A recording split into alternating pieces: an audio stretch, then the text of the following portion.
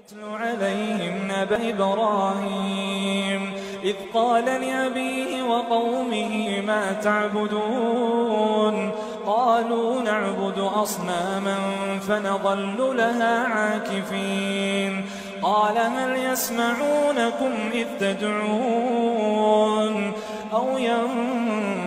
ينفعونكم أو يضرون قالوا بل وجدنا آباءنا كذلك يفعلون قال أفرأيتم ما كنتم تعبدون أنتم وآباؤكم الأقدمون فإنهم عدو لي إلا رب العالمين الذي خلقني فهو يهدين والذي هو يطعمني ويسقين وإذا مرضت فهو يشفين والذي يميتني ثم يحيين والذي أطمع أن يغفر لي خطيئتي يوم الدين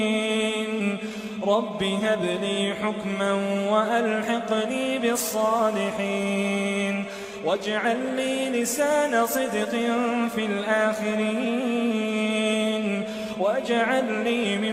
ورثة جنة النعيم واغفر لأبي إنه كان من الضالين ولا تخزني يوم يبعثون يوم لا ينفع مال ولا بنون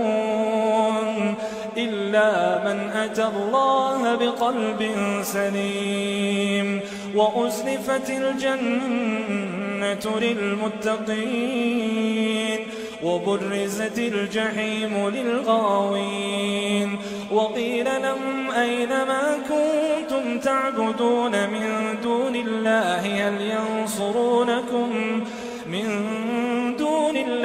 هل ينصرونكم أو ينتصرون